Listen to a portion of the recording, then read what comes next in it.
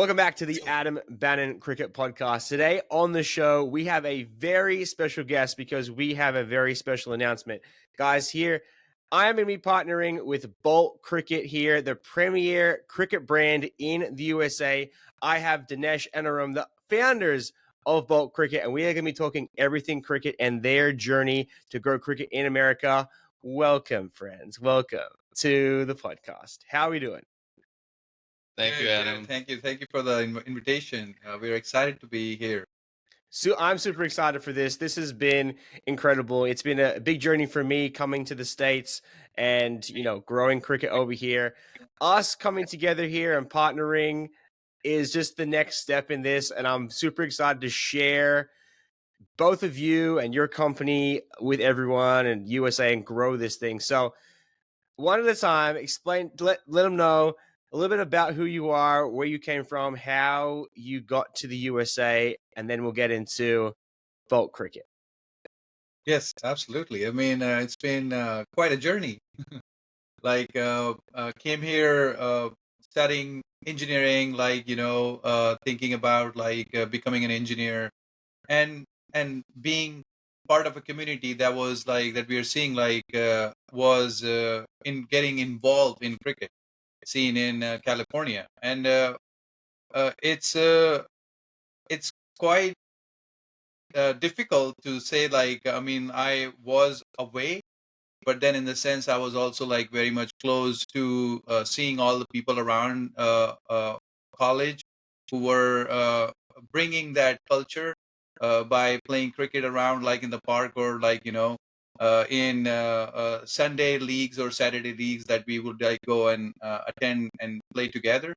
So that was good to see. And after finishing school, I thought there was something. There's a big potential of cricket growing in America, and there's a big gap where we are not seeing this gap being filled by a brand that can bring this premium cricket gears to the youth and the community in America. Me and Arham, we were just discussing this one day, and then I was telling him about how there are things being worked on in the back end where there is this potential of Bolt Cricket rising as a premium equipment brand in America and fill that gap. Nice. Now, I know there's a little bit of a story here. I know we spoke a little bit earlier, but Dinesh, I think you had to convince about this Bolt Cricket idea. Is that right? No, that's correct. That's Yeah. correct. So How I'll did he start win you with over? How did he win you over, Arum? he brought me quite a lot of business ideas in the past. This one definitely resonated the most. One time we were he pitched me idea of these colored shirts that have LEDs. I said no, but now apparently that's a thing. So my apologies. But yeah, no, he pitched me this idea about a sports brand, which is cricket of foresight, is not known here. So he pitched me this idea. It resonated with me because I have been playing cricket, on the streets of Lahore, where I came from. Same story as Danish. I was an engineer, electrical engineer by trade, and then came to Milwaukee, met him there. We became friends, talked about cricket. That brought us closer, right? Like that's a sport that we had in common. So over there, we were already, getting in touch with leagues, trying to play. I've been an athlete all my life. I play cricket and I played soccer in leagues and stuff. So it resonated with me, the idea of a sport that has not been, people haven't dipped their feet too much in that sport. And we thought that this is something that could be, the next sport here. Just like soccer, like soccer was something that when I came, I think for my education here back in 2012, there was no stadiums, no MLS teams. Now they have 30 teams. They're growing.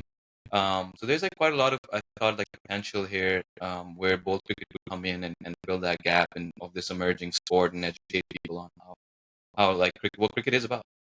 Yeah, so I remember when I was looking for a team in college, it was a bit struggle for me to find a team that is playing cricket or participating in a league.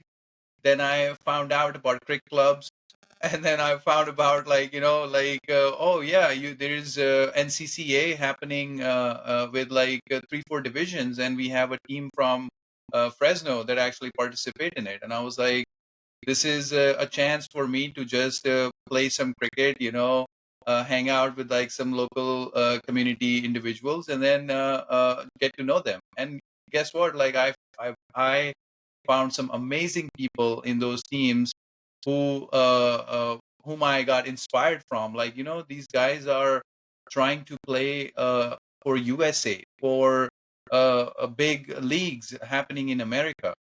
And myself, like looking for my first gear at that time, just because it was not accessible, as I said. Like, so I called one of my friend here in Milwaukee, and I asked him like, hey, could you like ship me like a cricket kit, and and you be the judge of it, like just pick out like the best stuff and send it to me. And he sent it to me, and I started playing over there. So like that's the kind of struggle I'm talking about. Like, yeah, you can get stuff from or gears from people or shops here, but then you gotta know that community, that channel where you can actually go and get that gear. So it was a big gap to be filled. So that's like what resonated with him also. Yeah, no, that's how he convinced me. He was he gave this whole like story about this thing, and I think it kind of resonated with me. I think like that there was a little truth in there. I mean, quite a lot of truth in there. So that's why I think I went for it. So now we've been working together for almost like a year on this thing to bring it to reality. Do all the back end stuff, and then also like make sure we are portraying ourselves as something, like we are who we are, and not just like showcasing who we are not. So Yeah. we want to be, I guess you can say, a brand that brings in this new sport, but at the same time we want to be bring that transparency with our customers, and let them know like who we really are. Yeah. Yeah. No, I love that. And so both engineers by trade, right? Yep. Correct. Yep. And so this is kind of how he went from love of cricket. There's a gap in the cricket bat market, cricket equipment market in the USA, and you guys went ahead and worked on designing of the bats. Yep. Yeah. So when I was working on the sticker design, so like initially I would like just like go through like websites and all, just be like, okay, I want to check out like this big brand and see like what are the artwork that they're doing. So I'm like, yeah, really good, but it could be better. There's like why can't bat be like really colorful and have like that features that a person feel like, that's a cool looking sticker on a bat. So let me actually see like how it also feels in my hand now, because that's more important than a sticker. Right. So like and then we just thought about like, we can give that appeal, also at the same time that good bad feeling of buying a good quality gear or good quality bat that's affordable. So if you see like we have like 5 different variants, different stickers, and every variant is categorized into like 4 different categories. But then the sticker stays the same. So a person buying a $250 bat versus a player's grade bat, the sticker is the same, yes, but then the wood quality and then the feel of a bat is a little different. But we try to bring the customer as close as possible to our gear from $250 to like $700. Yeah, no, I love that. So actually, you guys ship one over. The package just arrived this morning. So we're gonna do a little reveal. We're gonna do the reveal right here. We're gonna pull it out. We're gonna see what's in the care package over here. Oh, sweet! We got a new ball that's here. Oh, it's got the bolt on it. Oh, that's epic. I don't know if the people that Now are you tuning give in us can see. feedback. There's a bolt on the bowl. That's gonna go on the mantle back here. That'll end up over Nice, here. nice. That looks That'll good. work if it stays. It's probably not going to stay right now. I'm going to probably mount it. But No worries. there's actually a couple. What else is in here? We got tennis ball, or with a bolt tennis ball. Yep. Yep. Is tape ball big over in Milwaukee over there? Is the tape ball Yeah, big? no, people play quite a lot of tape ball nowadays here in Chicago, especially. It's a big thing, and it's an all year round thing because they play indoors. And the red ball. Oh my goodness, that's my favorite. I'm a big red ball cricketer. Red ball cricketer with the bolt. That's epic. I love that. That's I got a really good seam on it too. In Okay, let's Australia, they play in general. Like, have you seen like they normally play tennis there too, or is it just simple? Is it tape ball? Is it just tennis ball? Australians, we do a lot of wacky things with the cricket balls. We have the balls that have one white side and one red side. We Oh also wow! have these other balls. I can't think of the name that they are called, but like Shane Warne came out with this series of ball where it was semi-plastic, semi-weighted, and Hmm. then it had a finger position where you could put your fingers to then know where to bowl the googly, know where to bowl the leg Oh spinner, wow. know where to bowl the top spinner, and then it came with a little booklet and it showed you where to put the wrist, where to put the fingers. Yeah, I'm sure we can clip this later and I can like put it in a Yeah, no, picture of what it that's pretty is. But cool. Yeah, yeah. yeah, I don't know if they even make them these days. This was like back in the '90s, like late That's a '90s. cool idea, actually. You Yeah, know. we Still could bring it probably back. I don't know if it's copywritten, but we can probably work on it. You know, make it a thing. Because Yeah. yeah, if you're trying to teach an American how to bowl off spin or leg spin, like it's just so foreign to them, and you know, it's yeah, that's probably a good idea. Right? We just came up with a whole pitch right there. We just figured out a whole new product right there. There you Look at go. that. Look at us. We got the grips. Oh, and blue and white. That's my favorite rugby team. The blue and white. Love that. The All Bulldogs. right. You guys must have known. Here we go. So we got the sleeve here. Oh man, this is nice. Here we go. I think that's it for the box. So we got the carry case is solid. I like that it's padded. It's padded on Yep. both sides. That's pretty cool. The Here we little go. details. Yeah, all the small details here. That matters. That matters. I like that. And we're big believers in that, Adam. Like we think like these little details do set us apart from other brands as well in globally because Yeah. we as engineers, you know, we try to tend to go into the detail of everything and dissect that out.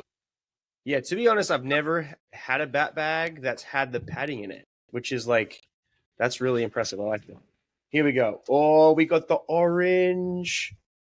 Nice. There it is. Here it is in the flesh. It is the Ignite, the orange bat. Now, there's the profile on that is that's a solid middle right there. That's a solid middle right there. We're gonna pick up the feel. Oh, she feels good. It feels good. Love it. That is awesome. That's awesome. So we got it in. We got it in the hands now. But now we got to knock it in. We got to put it to work. Yes. We've got to get Definitely. some sixes out of it. That's the big goal for this year for myself is to get a six. We mentioned this when we first spoke. I actually Yep. haven't hit many sixes in my career. Grew up, my grandma was very much like hit the ball in the ground. We played a lot of backyard cricket. I don't know if it's the same rules for you guys, but in backyard cricket, it's 6 and out. So we had Yeah. a really Hit really it out. tiny backyard at my grandma's house, and we never wanted to go over the fence to get the ball. So I learned to play cricket everything on the ground, and that transferred out into the middle. When I played cricket, you know, my grandma was like, if you can't get out if you don't hit the ball in the air. I got caught out. So I never hit the ball in the air. I hit it on the carpet everywhere. So I only ever hit 3 sixes. One was a top edge over my head that went for 6. The other one was when I was over in Hong Kong playing Super Sixes tournament that we were just swinging for the fences. I got one to go over. And the other one was during my 100. I got my very first 100, straight drive down the ground.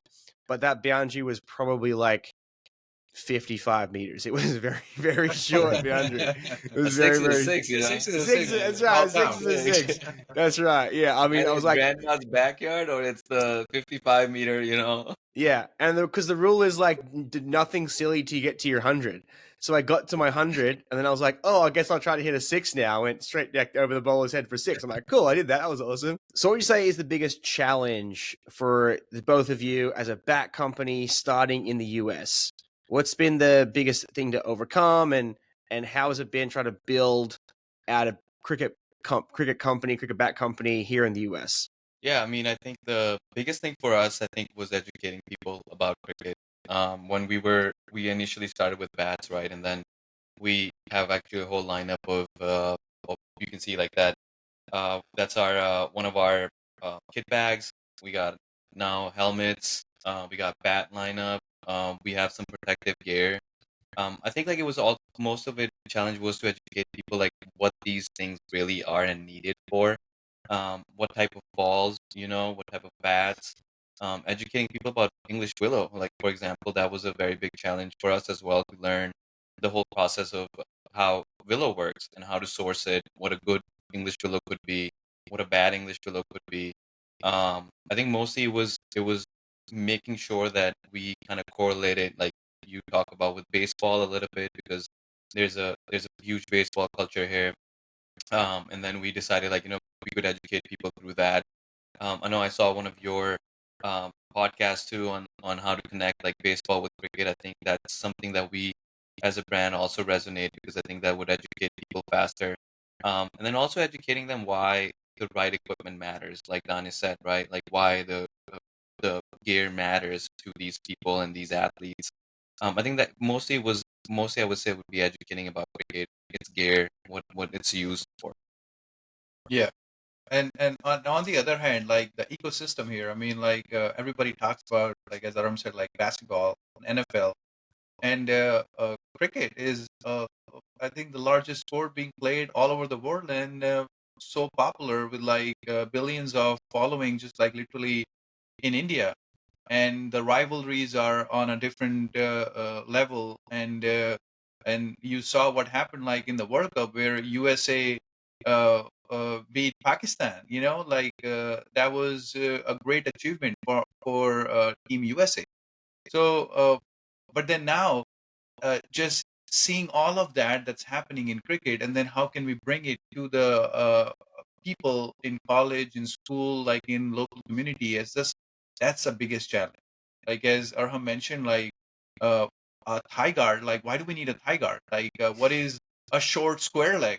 Like what is like a silly point? Like there's like so many rules, but then maybe what makes people hesitate to learn about cricket is just the complex nature of it, but then not really.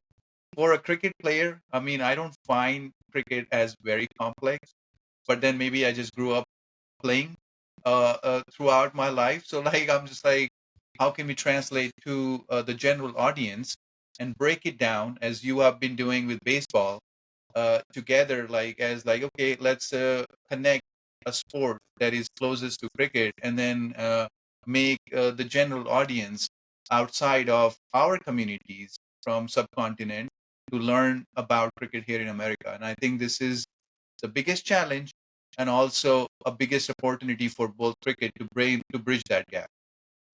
No, I really love that, and I think that's been the biggest thing for me too, because one of the things that is was a struggle for me is that like Americans just don't understand how skillful it is to be a Yep. cricketer. They just don't understand it at all. It's like that's that thing with the paddle, right? And they correlate the size of the bat to the difficulty of the game, Yeah. which is totally doesn't correlate at all. Because the Yeah. way that I like to explain it is that baseball is a one swing, one movement sport where you have you know where the pitcher is going to be pitching it generally, and then you're going to hit it as hard as you can in your full capacity to swing, hit it at 400 feet, get it over the fence. Whereas in cricket, it's a little bit different. That bat's a little bit bigger, and your goal is to hit it 360 degrees, try to beat the fielder, try to get it in between the gap, go over the top, go over the fence. And the zone in which you're hitting the ball is much bigger. You have more shots to play, more variety of shots. And I think the biggest thing, like with USA beating Pakistan, that was really, I say, like the catalyst of this. Like Yep. that really took things off because I wouldn't be here, honestly, without that game happening. I'd put cricket on the back shelf moving to America, and I woke up to USA beat Pakistan on my phone. Everyone's talking about it. Every news outlet, every creator talking about it. Even if they weren't cricket related at all, they were just Americans. They were like, "Oh, I guess we're American. We have a cricket team now." And America loves America. America Yeah. loves Right. American teams. They'll always get behind Team USA. So all of a sudden now America became involved in cricket because Team USA won, and they Yep. love winning. right? So that how it all kicked off, and then it was just the trying to compare everything for them and correlate it to baseball, explain the rules through baseball. Once they get it, once they understand it, I like my thing is I would want to pull baseballers from baseball into cricket because the skill set that the cricketers have, Americans just don't know yet. When they find out though, USA cricket team #1. That's where it's going. Yeah, yeah, That's where it's going because we USA have built this pilot of building out these hand-eye coordinated batters that can smoke the ball 400 feet with power and everything, and the torque they get for the baseball. Just transfer those skills to cricket, you know. yeah, yeah. And It's they the need same. the right equipment, they need the right bats to get them there. And that's where you guys are coming in, which I think is amazing because another thing, again, Americans love America. You know what I mean? You guys are a Yeah, homegrown American company here. You guys are based out of Chicago, right? That's where you guys are based now in Chicago, and growing this thing here. And I think it's going to go hand in hand with everything. And it's all leading to a very special event coming up in a couple of years, the LA Olympics. That's where it's all heading. So, for people at home that don't realize this yet, cricket is coming to the LA Olympics, and Olympics is going to be here, hosted in the USA, and cricket will be there, and we hope to be there. Bolton yeah, hopes to be there. yeah. I hope to be there. So, what is your vision and goal as we move towards the LA Olympics? I think for us, as we spoke, like we want to like bridge that gap. We want to make sure like by the time Olympics happen, there is this community wanting to play cricket and then wanting to see USA beat big teams coming to participate in LA Olympics.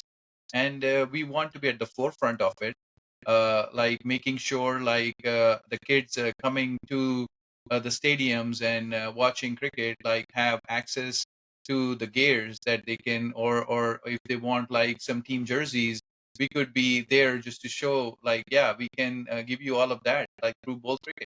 So we want to make sure like this transition that is happening, we are in the mix of it, and we are not just looking at it from the side. We are in the middle of it, making it rise with the right people like you, and collaborating together for the right cause. And that's like our biggest goal coming in, is like to showcase ball cricket right where it belongs, and it belongs in 2028 Olympics right now. Is That's what we are looking at. I think that's a very good point. In life, when you talk about goals, you talk about short-term goals and you talk about long-term goals. So as a company, we also strategize like that. We work like that. We work on short-term goals and then we work on long-term goals. And the LA Olympics for us is definitely a long-term goal that we want to achieve, which is like Dani said. You said we want to be there. We want to be the forefront representing American cricket, right? And legitimize it, because I feel like after LA Olympic, it is going to legitimize cricket in the US. It's going to give kids a dream that they could become athletes for US cricket team. It'll give them that rare moment to dream, and that's big. And I think we want to be there to help them with that dream, by either giving them the right gear, the right exposures, or even making partnerships like and then bringing more of those strategic partnerships in, exposing our athletes to it, our partners to that, so they also know that Bolt is trying to do that. They are trying to become that American brand to represent us at the LA Olympics. And that's definitely our long term goal. And see you there, Adam. We'll be seeing you there. That's 100% right. And then for us, like all the young athletes that we partner with and mentor them like through our Bolt Athlete program, it's actually very crucial, very important for us, like for these athletes to like be part of the USA cricket participating. So this is like a channel and a platform for them, where they can showcase like this journey, because some of these athletes, like as you see, like age is just a number. Like you can be like playing for the biggest occasion, like at young age, 21, 20, 18, 19. Like the youngest player playing in IPL currently is 13 years old. you know. Wow, really? So that's where we are at, is like the skill of the game is on a different level. And as long as you showcase that to the right audience, you can be exposed, and you can be also pushed for the right moment in your life that you're waiting for. And both cricket wants to be helping these individuals in achieving that journey. That's awesome. Now I was gonna say I heard you also are trying to become a commentator, right? I read on your I stalked you on your Instagram. You want to tell us a little bit about that? Oh, I would sure. be very interested. Yeah. Yeah. So the commentary thing, I have watched sport all my life. I'm a big sports person. I started playing sport at 5. My parents were athletics coaches, so I started track and field at 5. Did track and field, gymnastics, swimming, and then I like to say I was born with a bat in my hand. My dad played cricket. His dad played cricket. My dad actually played for the same club as Mark and Steve Waugh, so in Canterbury. And my grandfather played, and I was a part of a cricketing family. So I don't know if I chose it or if it was given to me, but I became a cricketer. That's how it was, It was meant to and be. that's how it was. And being born and raised in Australia, it's just the iconic sport. It's the sport everyone plays. I could have played rugby or rugby league, but my parents were like, "No, that's not happening." I was probably a little too small to play rugby league, and I did play some soccer, just like you. I did play some soccer also. So it was off alternating seasons. I played soccer, I played cricket, and I always played at a fairly high level. I played rep soccer at 15. I won a couple state championships, and also played some rep cricket at 15. Like I got to that point in high school where I got to travel overseas. I got to play in Sri Lanka. I got to play in Hong Kong. For Super Sixes. Along with that, I watched a lot of sports, and you guys have tell already, and everyone watching that I can talk. I talk a lot, Yeah, and yeah. something that I do is like I That's good. analyze. Yeah, I'm really good at analyzing things, and I've just had a fascination. I've had a fascination, particularly with watching rugby league and commentating rugby league, but also with the cricket. I understand everything. Like whether it's I could walk out tomorrow and be an umpire. I obviously know 99% of the rules. There are obviously some smaller rules we'll talk about later. What rules we might want to change in cricket, but that's that thing is that I have the gift of the gab, and being able to connect my knowledge to an American in that quick instant is like something that I can really like put the full throttle to, because you can play me a game of cricket and I'll be able to talk you through the whole thing. And that's what we were able to do during the World Cup. That's what really accelerated my growth on social media, was I was commentating all of the games. So they were watching the games and they just see the commentators are just talking regularly, but they didn't quite understand what all those words were. So I would be commentating, and then I would be breaking it down how that compared to baseball, and then explaining all the rules. And we'd have live stream. People would join the live stream at little communities and server, and we'd be going through everything. And at this stage, at 30, I'm going to be 35 this year. It's probably not likely that I'm playing for Team USA. Okay, but so because of that, I can then put the next best thing I can do is commentate Team USA. That's the next Yes. best thing I can do, as well as moving into bat analysis, like cricket analyzing, potentially coaching further down the line, and then having an option to be on the USA men's senior team. That's going to be like my next like thing. Staying fit, getting back into cricket so I can qualify for the men's senior team. But in the interim, being that face, being that voice that can commentate, because that's the one thing where I feel, and it's different for everyone, but I feel the biggest shift that needs to happen is you need to get the American sports fan involved in cricket. That's the Absolutely. shift that Yeah. needs to happen. Yeah. That's the And so I kind of fit the profile. People just think I'm American by trade. They're just like, oh, you're American because of the accent and everything. But I'm like, no, I'm actually Australian, but that's cool. I'll take the American. I got the flags everywhere and stuff. And so that's where I can come in, really relating to those hardcore American sports fans, and then being able to explain it simply, and then just having that cricket knowledge. That's, I think, the key, because there isn't too many Americans that could really like watch a game of cricket and commentate it. So I don't have like a big leg up there on a lot of people here in the States, because in Australia I would just be one in 1,000 people that could talk about cricket. Whereas in America, I'm probably like 1 in 10 people that could talk about it, and commentate, a 4-hour game of cricket. So that's the real goal, is being able to do that. And I don't know if you've seen any of the clips from MLC from last year or from the World Cup, but I get really into it. I just love screaming like, he hit it for 6, he hit it over the fence. Like, that's just like one of my favorite things in life, is just like getting fully involved, wrapped into something, and then just like letting my true colors fly and get passionate about it. I'm a super passionate guy. Yeah, so that's what hopefully I can bring to the Olympics, is that passion for cricket, that passion for USA, and help them understand what's going on. So if you would like want to compare yourself to any of the commentators, or like would want to like see like a role model for yourself as a commentator, who would that be? So comparing myself to a cricket commentator directly, I don't Yeah. think there's a cricket commentator that has my style.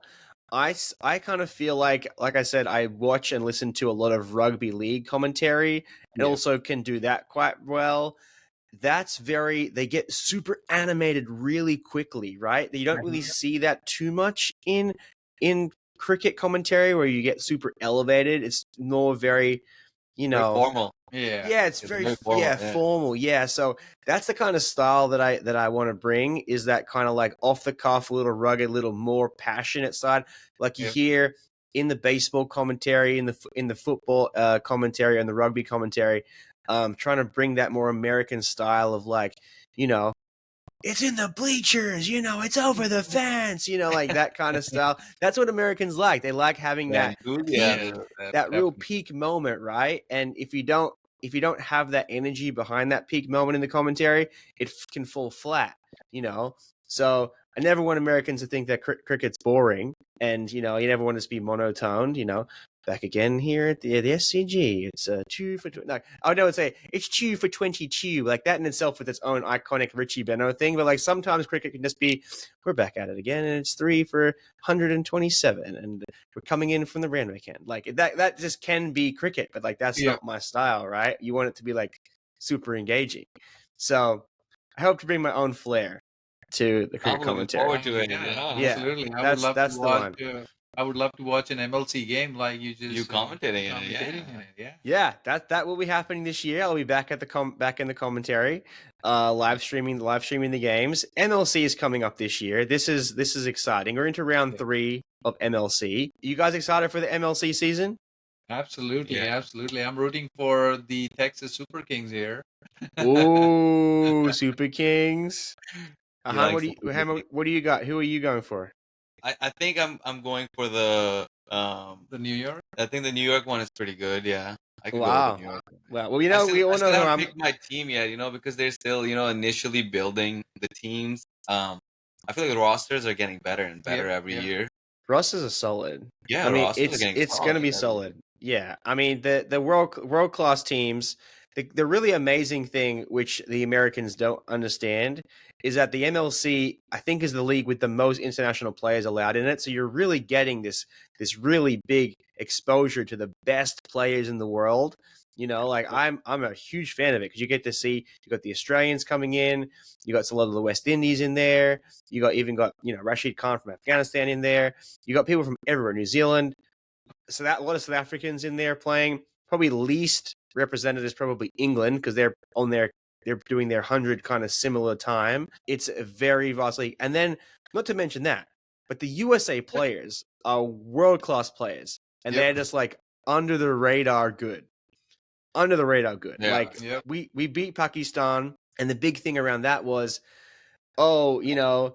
Netravolker works at Oracle, and a bunch of guys just like left their 9-to-5 job to come put on some cricket gear and play cricket and beat Pakistan. But they're elite cricketers. Yeah. Elite cricketers. Like my favorite stat is like Harmeet Singh, who plays for the Orcas, plays for Team USA. Key player in the World Cup for us. He is one of the most economical spin bowlers in the world.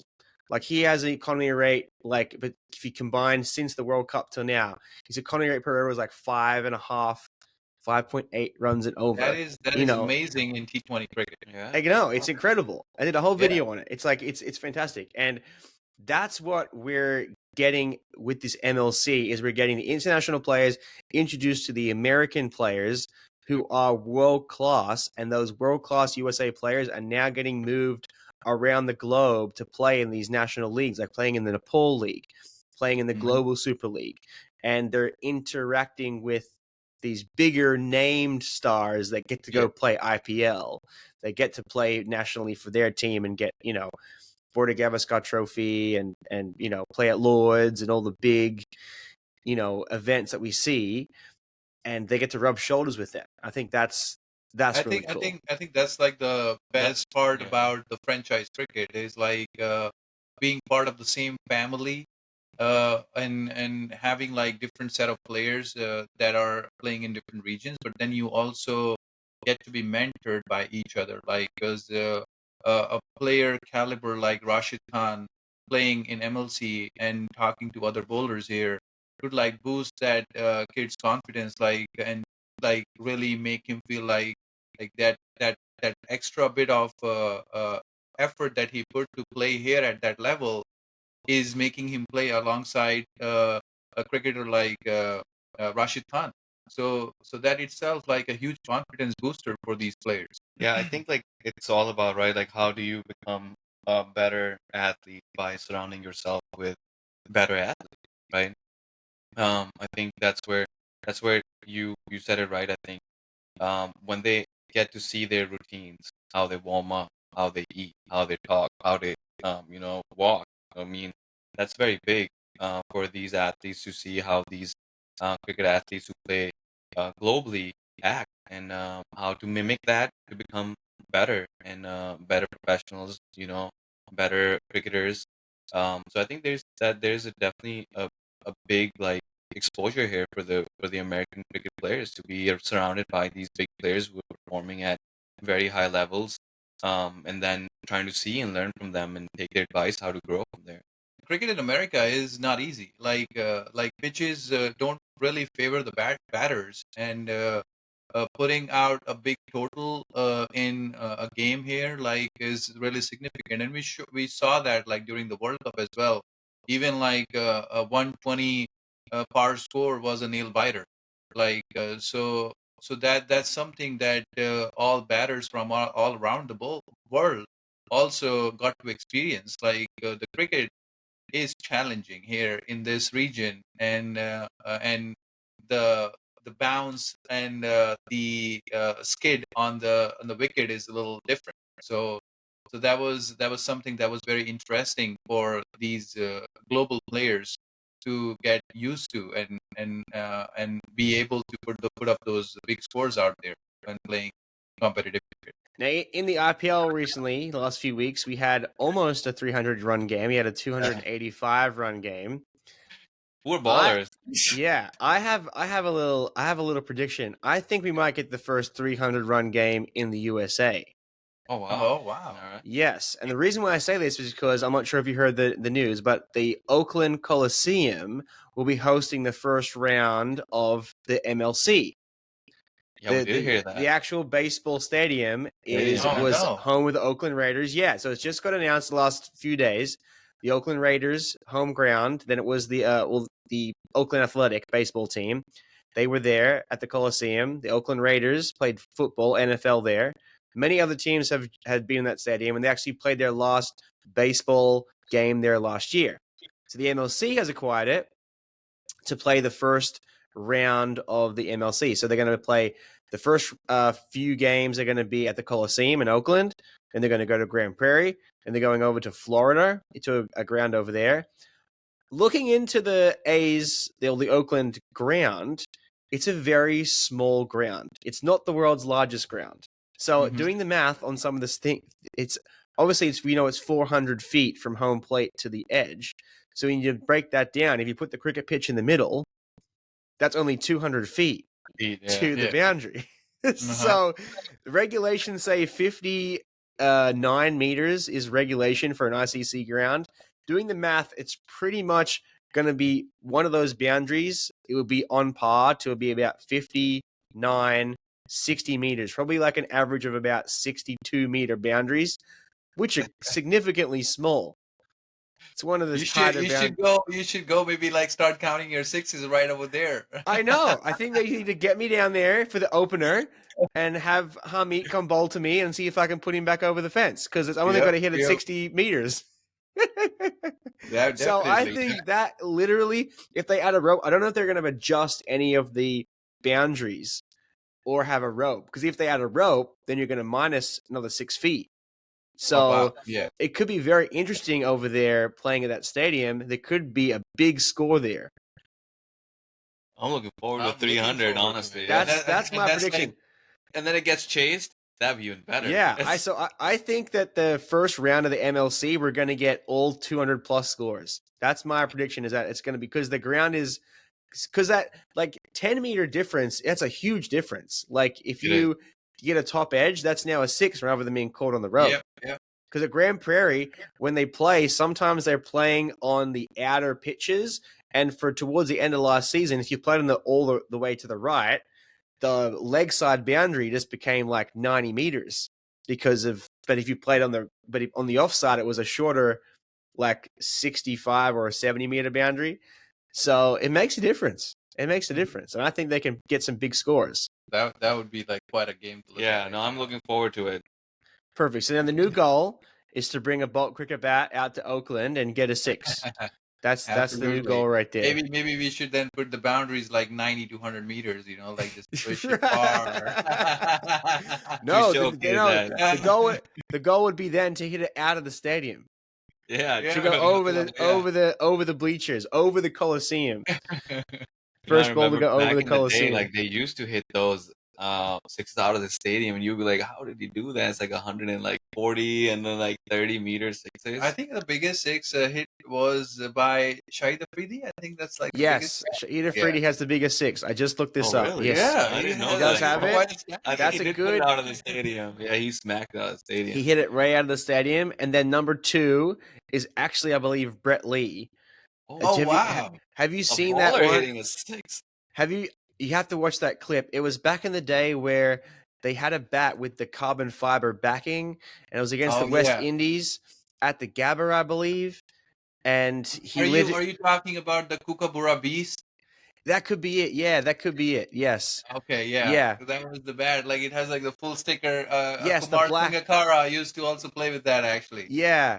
And he hit it out of the stadium and it hit the nets and it hit someone that was training. One of the people were Wow. practicing in the nets. It went all the way over the fence into the net over the Gabba, that's a massive hit. Absolutely massive That's hit. So massive. Quite Yeah. a hit. Yeah. You Yeah. call up power to do that. Yeah. Or Do hit the you middle. well, as we were talking about like the chasing 300, I remember the game that was between that was a 50-over game though, by the way, like between Australia and South Africa, and And they chased it down. yeah, Australia made like 434 at that time. That was like, okay, this is like the biggest- Impossible to biggest chase. score that they have put it out there. And here came like South Africa with like Mark Boucher taking the game actually in the last couple of balls. Yeah, they chased it. They chased it. Just now. 438 was the final score. I believe Yeah. like Crystal Games like scored like a big ton in that game, I believe. yeah, I love that. I love the big scores. I love getting it chased down. I mean, Yeah. cricket's getting a lot more exciting now. They're just hitting bigger. That's the way the 2020 cricket is now. It's more explosive. Obviously the bat quality, bats have changed over the past decade. Bats have gotten bigger, stronger. The players are hitting them further. Yep. And it's exciting, because we used to think, that, you get a similar, you get a 170 score. That's 180 score. That's good. And now it's like, you get 280. Oh, we didn't get 220 today. It wasn't that good a day. Like, what are you talking about? Yeah, that's actually another thing. Like having a good balanced bat like is like really key. Like in like scoring big runs, just because backlift and like the ball moving towards you, like it's hand-eye coordination. Like like it's the most unorthodox cricket nowadays is the best cricket being played on the field. It's just because then now you can create shots and pick areas where you cannot think about just by having a fast hand. And then you can only do that with a good light, balanced pickup bat. And Bolt Cricket provides you that actually. So definitely, Actually, like, that's right. yeah. You know, So you gotta check it out. Like, make sure We like you have that gear with you. No, yeah, that's what we also like worked on, right? Like when we were coming up with these ideas of like both cricket and we're looking into bats.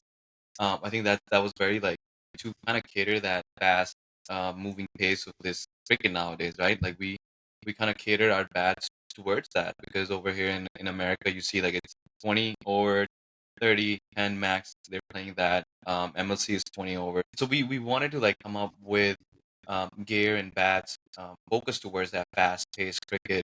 Um, Figuring out, like does below make a difference? Does weight make more difference? Does balance make more difference? So what is like the keys in the bats?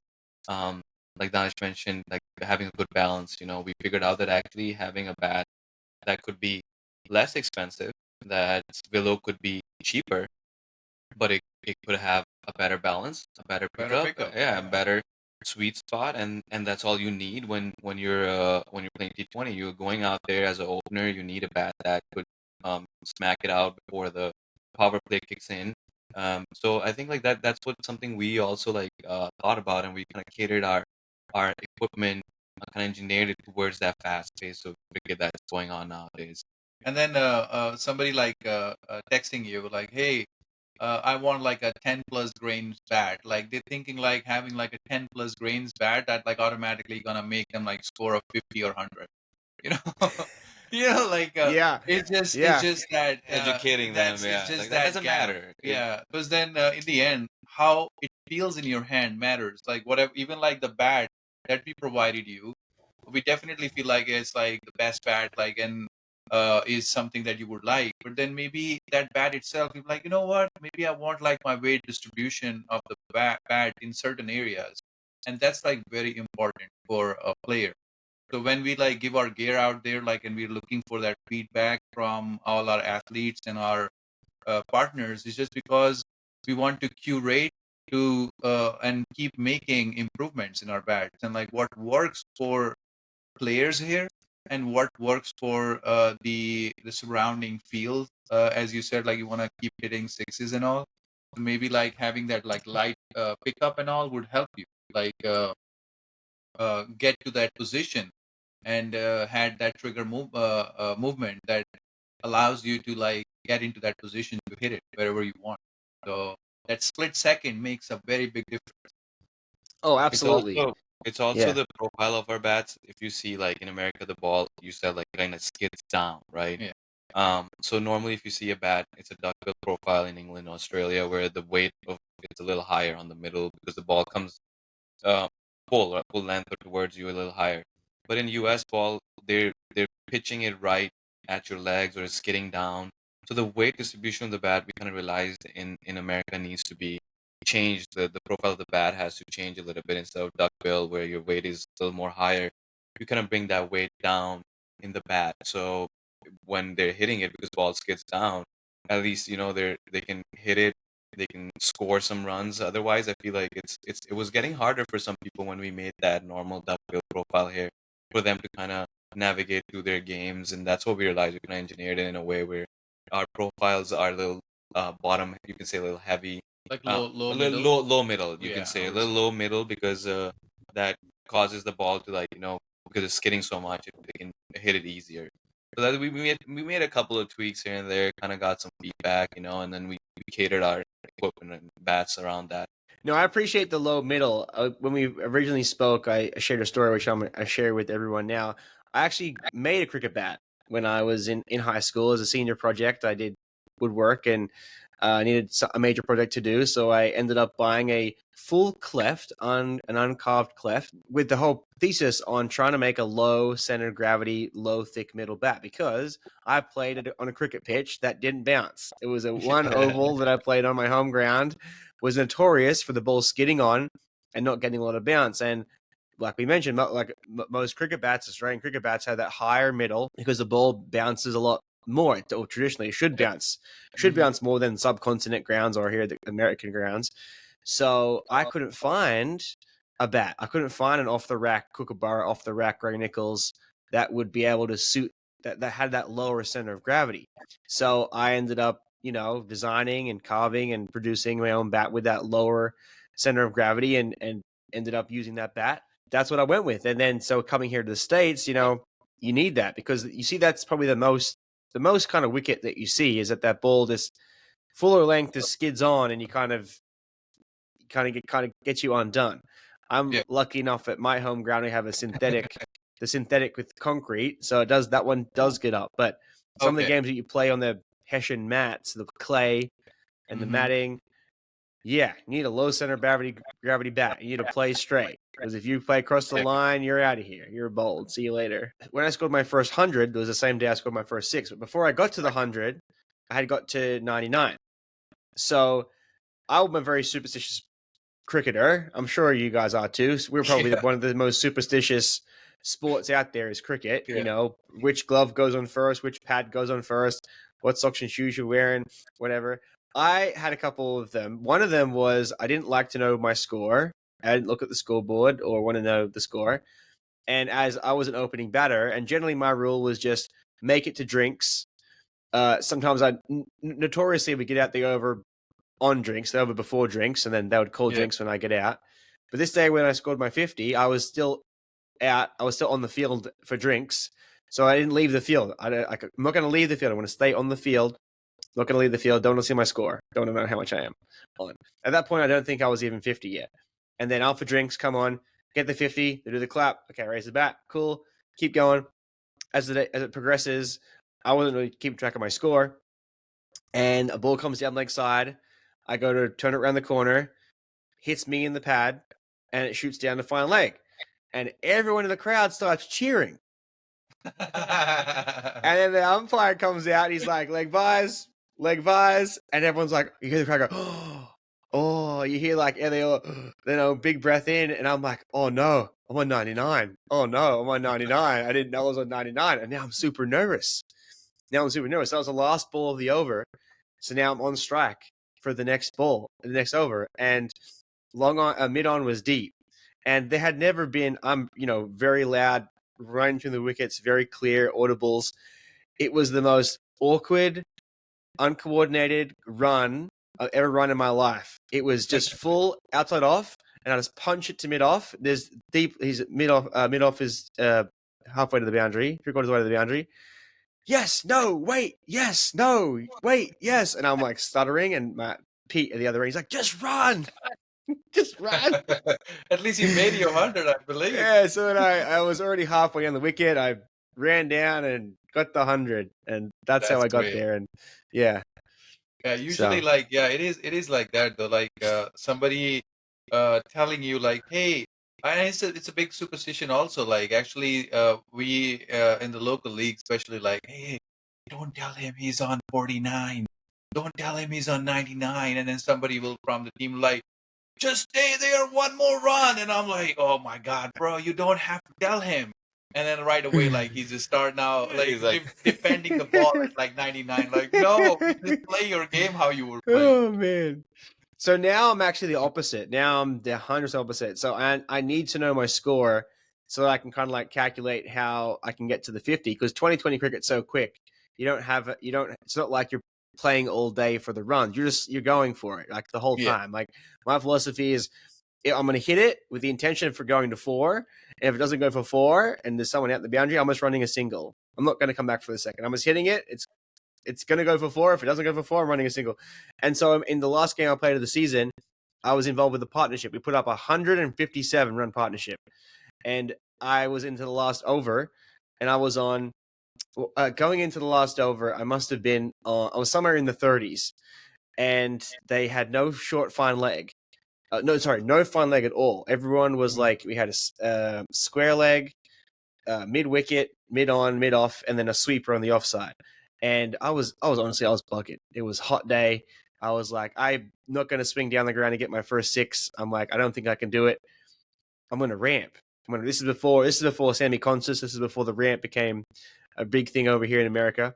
So yeah, foot outside off stump, step across, bang, ramp over the top, goes for 4. I'm like, perfect. That's great. They didn't put a guy back there. Yeah, it goes for 4, and they didn't put anyone back there. So I'm like, I'm just going to do it again. So step across, boom, hit it for 4 over the head. Perfect. Now they put a guy down there. So now I try to do it again. Skew off, it goes over to a square leg, run a 2. Now I'm back. And I don't know what score I'm on now. I still don't know what score I'm on. The very next ball, it is a full toss.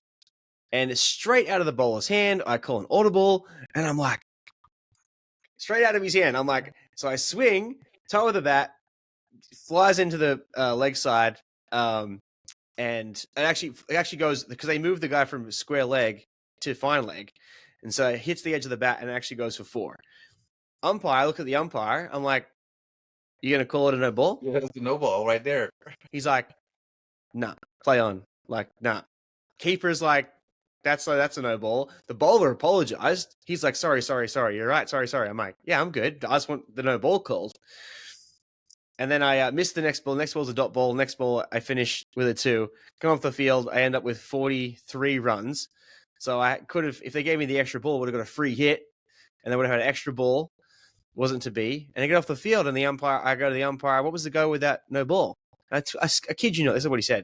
We ended up posting 223 in 20 overs. He goes, you guys had already scored enough runs. You didn't need the extra one.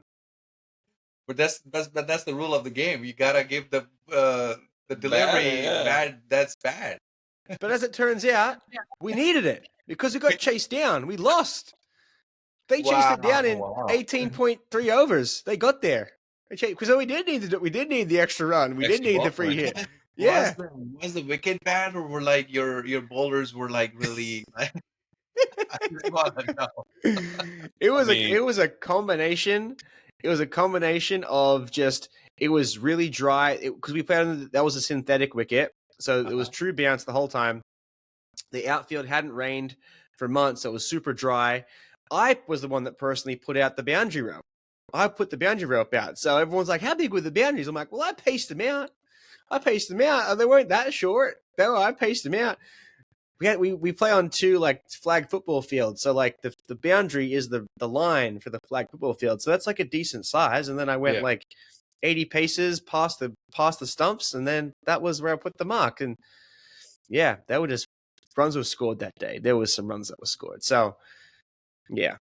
It's always fun, like when the big score is put on a board, and like you are in the middle of it, actually enjoying playing with the other guy, and then you yourself is scoring, because that's like the best day. You'll be like, all right, I'm gonna tell like 10 of my friends that what happened today. Like that was like something that I really enjoyed. Like that Sunday. Yeah, I'm so proud of it. I tell everyone, I'm like, oh yeah, I was part of a 157 run partnership, and then but we still lost. We still lost the game. To me, it's a win. Like my team they were defeated. They were so defeated, and like my thing is just like, cricket should always be the winner. Like if you're playing league cricket on the weekend, like it isn't that serious. I'm like, do you realize that we just put up like almost 500 runs? Like we're playing cricket in America. Yeah. Like I didn't think that was possible. And now I'm out here. It's a beautiful, it was like September, October. It was like October. We were still playing cricket in October. October weekend. The sun was out. It was a beautiful day. We all got to play cricket. Oh, sure, we didn't win at the end, but I got to put on a 157 run partnership. Yes, absolutely. That was fun. Yeah. Yeah. I mean, it was just a great day. I think that's one of the great things about cricket too, is that like, it's the camaraderie amongst everybody, and it's a great thing to do on a day. You're all out there. It's nice sunny weather we're playing during the summer, and you get to do this thing all day, and it's a whole experience. That's one of the things that I love about cricket, is just the experience of it. And then you mentioning about like that fielder moving in and out, and then you playing with that fielder. That's the strategy that you need, like playing a good game, and then people don't think like, it's difficult, but that's the difficult part of the game, and that's the most interesting and challenging part of the game, is to pick the fielders out and making sure you get that gap and those runs flowing throughout the game. Absolutely. Yeah. Absolutely. Yeah, my one of my big keys for this year coming up is to stop hitting the ball square. Everyone puts it like directly square point, which is like where I like to hit my shots. And I probably had 5 just go straight to point. And I was this time when you're gonna hit it with the bowled bat, it's gonna fly over the point. There you go. That's what I want to hear right here. That's what I Yeah, want to hear. as long as there is no fielder like Glenn Phillips like standing over there, you should Oh be good. yeah, That yeah. guy's I a think Superman. that's probably like the one person that you want to be catching the ball off the bolt bat, because then Is you that would see guy? He's the that bolt guy. bat in the highlight a million times, just like Yeah. just coming No, off he, that cut shot. And the most interesting part, like he did not do it like once. He did it like three times. three Yeah. times throughout the tournament, and that Yeah, was remarkable. And he yeah, has his brother too, who is like same agile like him. yeah. I think it's incredible, and that's like again we mentioned earlier, the skill set of a cricketer, which isn't truly understood by Americans. You know, like I was gonna make a joke video around baseball. Baseball just started had its opening day, and I was going to do like a joke video where it's like cricketer watches baseball for the first time, and it's like, how did he miss that? Wait, how did he miss that ball? It was full outside off stump. Wait, why is he wearing a glove for? Why are they cheating? That's 5 penalty runs. What's he doing with the glove? But give him the bare hands. Like, you know what I mean? Like for us, a lot of things that happen in baseball, like, nah, we just do it with our bare hands. I tell Americans, I tell them, you know, we catch the ball with no glove. Like, doesn't it hurt? And I'm like, Yeah, yeah, they're surprised. It Yeah, hurts. it yeah, It it hurts. hurts. hurts. It hurts Yeah, definitely. but No, they get that's why surprised when you tell them that that's there's why no gloves. Yeah. we have tough skin. That's why, like, you know, we're tough. Cricketers are tough. Like, you Yeah. know, we have to go out there and catch that ball leather with no mitt, no glove, and cricketers are just built different. You Yeah, know? yeah. I mean, you remember I was telling you that story about like where I broke my thumb Yes. last year, like on the slips cordon. Like I was just standing, ball nicked and came low, and just hitting the front of my uh, thumb, and then just kind of like I felt that pain, and I'm like, oh, it's bloody, and you know what? Let me get out of the field, clean it up, and I came back, took a catch in the cow corner, went on, even came back with the like scored like 20 25 runs, like with that like little pain in my hand. I'm like, you know what? Like it's like a little bruise. Guess what? It was I broke my thumb, played the whole game, and then still was able to not cry about it, I guess, and then like not think like the ball was hard and I was ready to play the next game again just because we were in the quarterfinal stage until like I realized the night that this pain I don't think I can like bear with it like in the next day. So that's like something like you gotta look at it like not having a glove in your hand, but then making sure like catching that ball is tough. It's tough, but that's the fun part about cricket. Like you can't be protected everywhere, especially when fielding. But yeah, you're fully protected playing as a batter, and that's where your most gear is being used is your pads, your thigh guard, and like because now you're facing like those 140, 150 kilometers per hour deliveries, or like the 90, 95 miles hour delivery. So that's something like it's very important, like for the gear to protect you, and that's what like bull cricket like makes uh things better for and makes comfortable for players to go out there, express themselves, and actually feel comfortable in their gear, that they will be protected wearing that gear and able to hit those bouncers and take it on their chest, just because when it hits on the rib, it's nasty. It's just nasty. It definitely is, yeah. I would Yeah. notoriously have a look at these pads right here. I love seeing those. Yeah. So these are what Danish is basically talking about, right? These lines right here, you see, this is a protection right for that. There's padding there. You see, like we made these straps very like strong enough where the batter feels comfortable that he can like strap this and this doesn't move while he's running. The weight of these matter, right? Like how lightweight they are, how uh, heavier they are. When it comes to female cricket, they love lighter pads than, of course, like male cricketers. But yeah, we actually went into these details of kind of seeing like how we can make this more, I guess you could say, more protective for these players and feel more comfortable at the same time, because you don't want to jeopardize it, like the protectiveness over comfiness. So that's what we did. We're trying to make sure that they're comfortable, and then also like they're protective enough. They have enough foam here. They have enough. You can see like padding here to save them, because I mean the ball is coming at 90, yeah, like 90, 100 miles an hour, and more importantly, like they're rugged. Like you can use them, like go on to the sweep shot, like be flexible with your movement, and that's what I said. Like express yourself, because a tight equipment, like just like not feeling comfortable, like your straps coming off, like over and over, like during it, just kind of plays with your mind. That's like the last distraction that you want on the field, is like keep strapping. And that was another thing that I noticed, like in quality gear. Quality gear is that the straps quality is not that great, and over like a period of time, that's the first thing that starts to go off, like the stitching and all. But as you can see, like the stitching all around here, making sure like the batter has the capability to like grab them even when they are wearing gloves.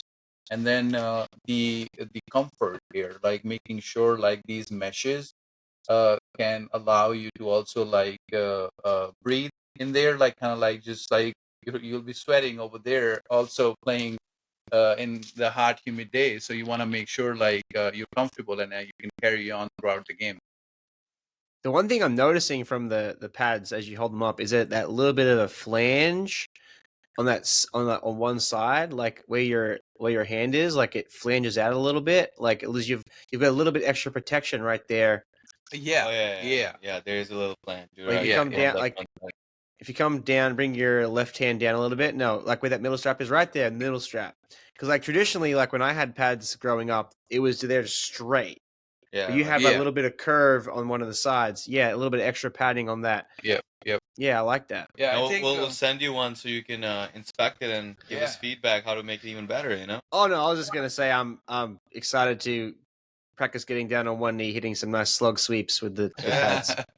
That's like also like one shot that I love playing, but then also sometimes I get too early down on my knees, and just and you, as tell you, like the ball skids on here, and then you're like, okay, I just played cross, and LBW. then I'm like LBW, or like hitting the wicket, the middle stump. So like that's like very important also. But then yeah, the functionality aspect of it, I think that's the key. I think in the end, yeah, we can design, make them look like pretty, or add as many details as possible. But then in the end, what we need to focus on is functionality of what that pad is for.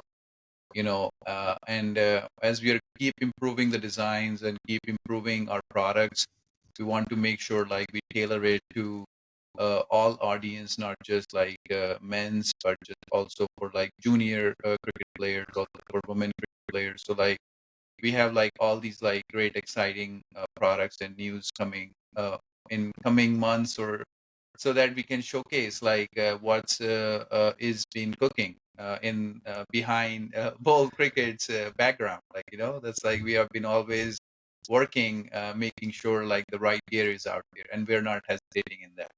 Nice. I like that. So speaking on the juniors, how is Bolt working with the grassroots level, working with the junior cricketers? What is your goal and mission, and what are you doing with on the grassroots level?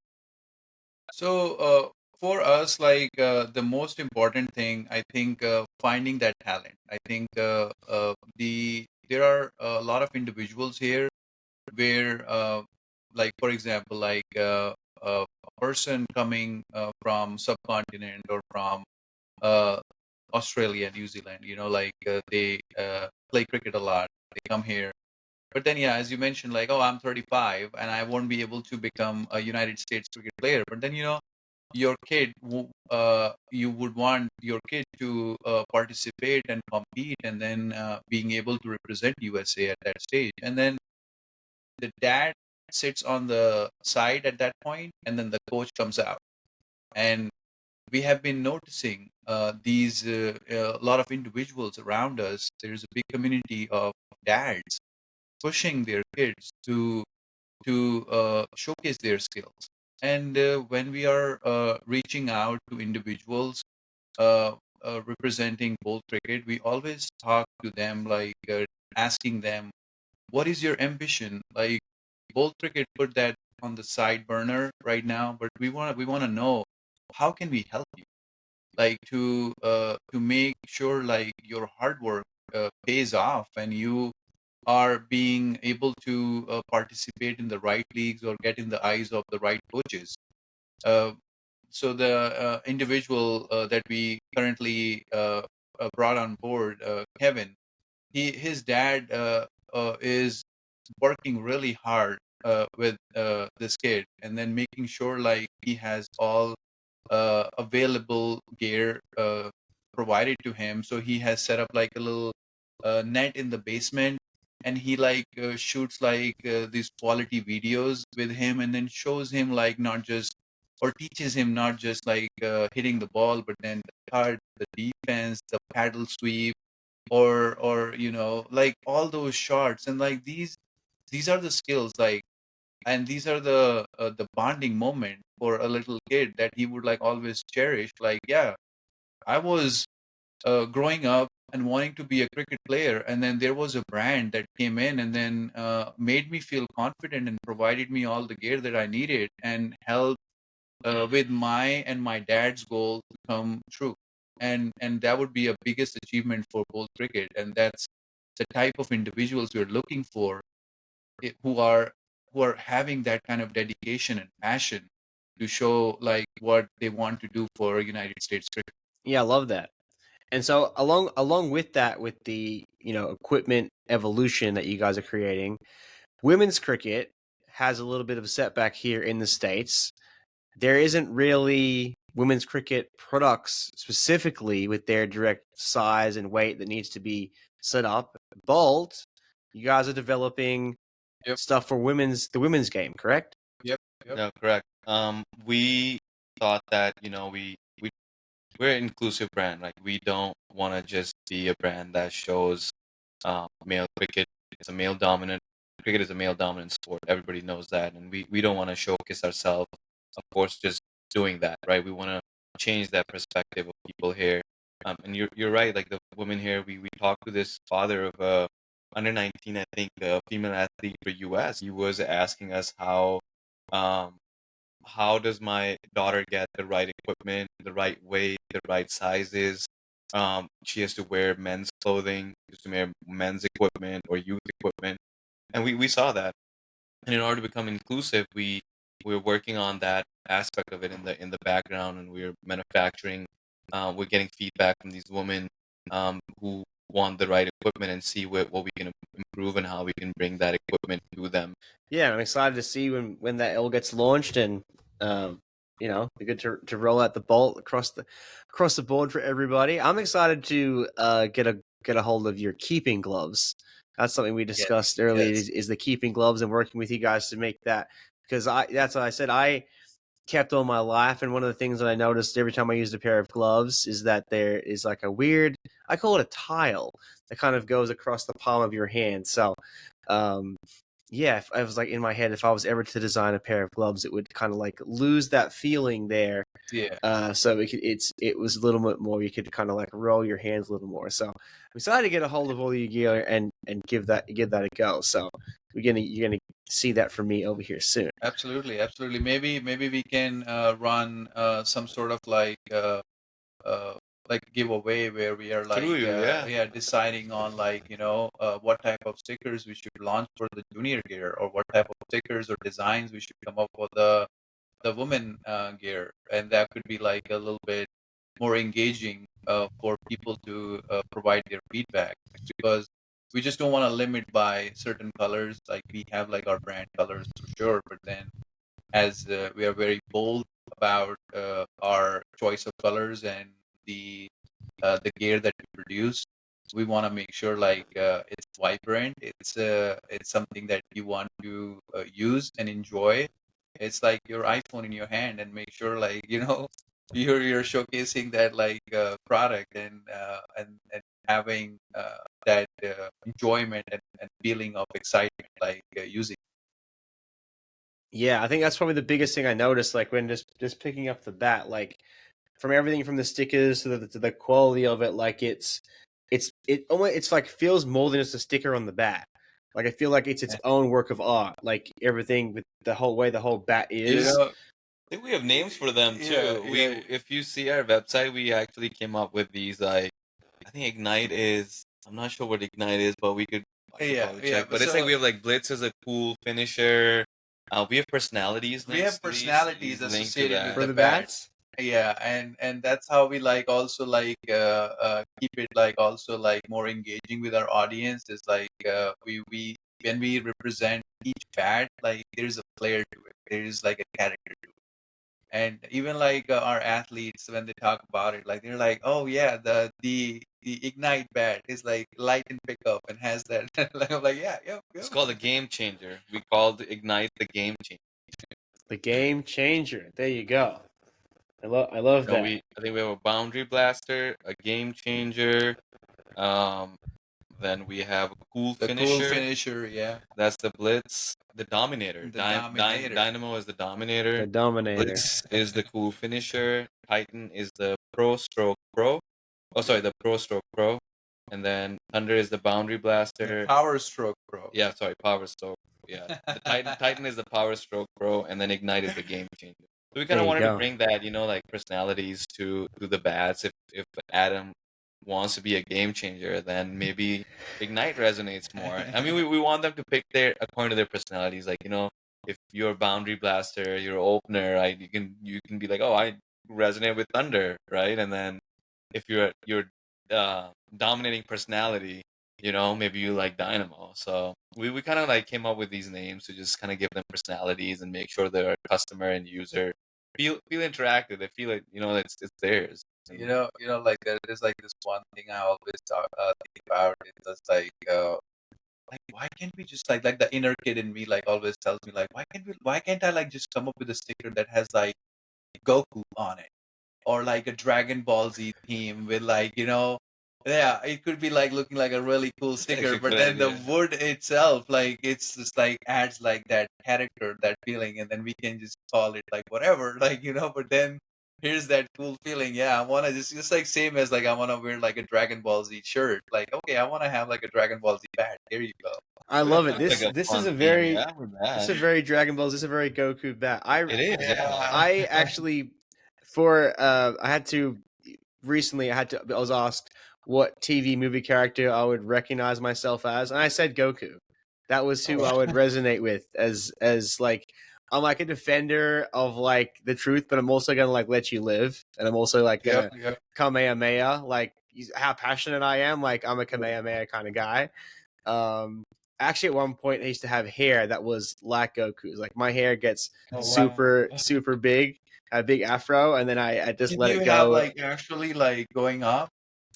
I'm gonna send you. I'm gonna send you. Trying to Oh, find we you a are we picture. are we I'm can't. looking forward to I'm looking this. forward to that actually. For that, Adam. At one point, I also put like like red highlights in it. Like it was a whole thing. It was like some It was blonde tipped red to that highlights. It level. was like a whole. It was a whole thing. Yeah, I was a little bit into the Goku. Dragon Ball Z is like evergreen. Like you'll always love that Oh show. yeah.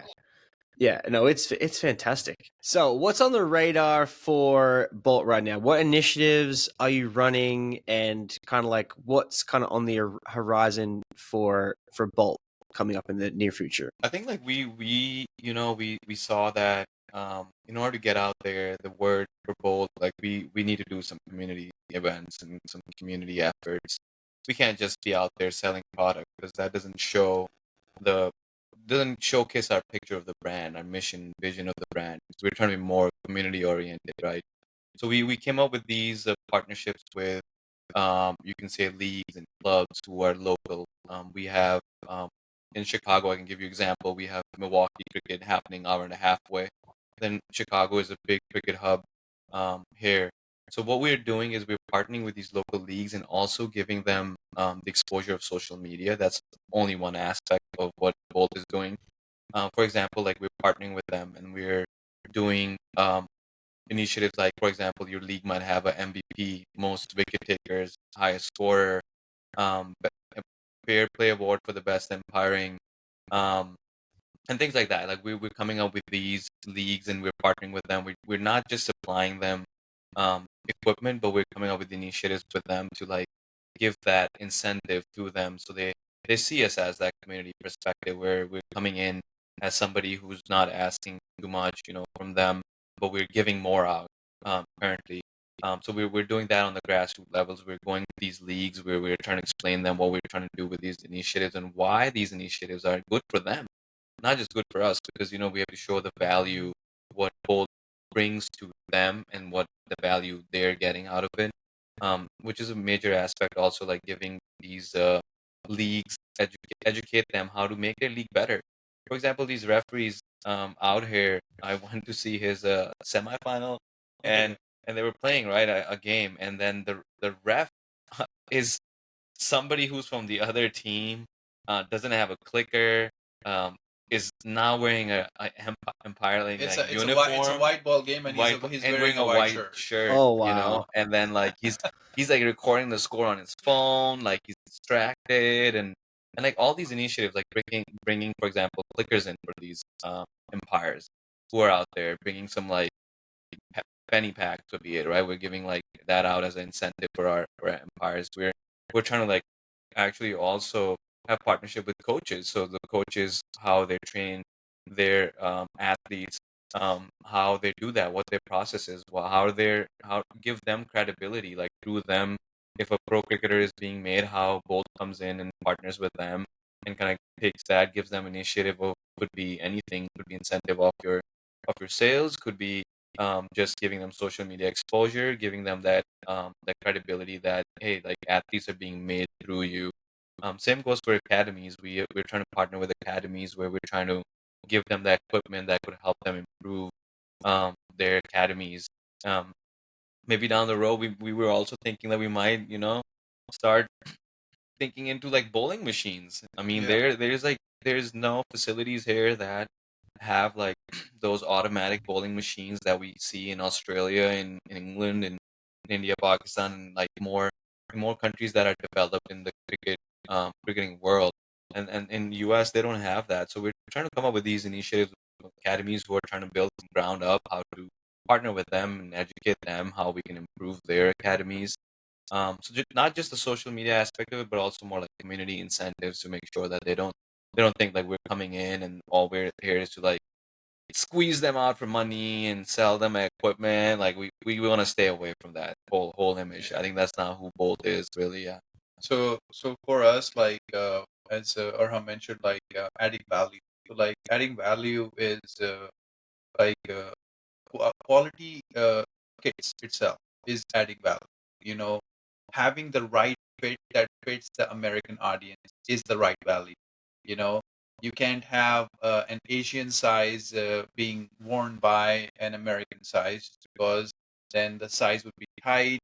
The clothes would not be comfortable. Your movement will restrict. So uh like for example, like my dad, like he's a pattern master, so he like knows how to make like clothing patterns and all, and that's like was his trade like before he retired, and like kind of works on the back end of both cricket for our clothing side of things. And we work with him. We like make him understand like yeah, the size is a little different. Maybe we should pick out like from various different brands, like the middle ground that is going to work for a good, comfortable athletic wear that people can actually go out there express. So that's one aspect of it. And the second one is like the ball. The third one is improving the ground situation, having like proper boundary markers, or having Scorecard. a scorecard, or your umpires like wearing like proper attire during a game, having that clicker and all. So like these are the type of initiatives we push for or present as Bolt Cricket, rather than coming at them and telling them, hey, we are a cricket equipment brand and buy our bats. We don't care about our selling point to be focused on cricket. We want to improve the nature of cricket being played in United States, just because the accessibility is not there, and we want to make these accessibility like in the hands of an audience, that they can just go out and comfortably go on an online website for boltcricket.com and just buy out our gear and hesitate don't not hesitate about like how that end product is going to come out. Yeah, absolutely. I mean, that's one of the biggest challenges I've faced being an American cricketer is just there's just you don't have anything. You don't have Yeah. accessibility to any gear, any practice equipment. The counters, you bring up the counters. I think you guys need to make the counters yesterday. I went out and umpired a game, no counters. I didn't have a counter. No one had a counter.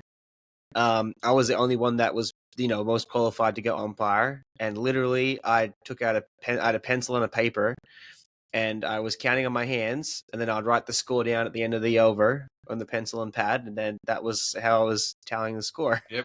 Yeah. I mean, that And shows you that there's interest, but there's no access, right? Like to these yeah, things. no, Like because it's there. Like I'm telling you, like I know some umpires that umpire in New York, and they're constantly like, they need a lot of funding, and they travel a lot, and there's not a lot of stuff for them to get anything. You know what I mean? Like I said, all those little small details that are there in Australia or England or India that is accessible all the time.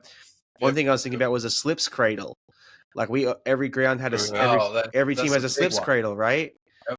And even just the ramps and we don't have that. And I was like trying to explain to Americans like, oh yeah, what this is. Like they had no idea what it was, and I'm like, well, yeah, we have that, and everything from the single stump, like spring loaded single stumps to go do throw training out in the field, Yeah. to the cones, to the stumps themselves. Like it's just not here.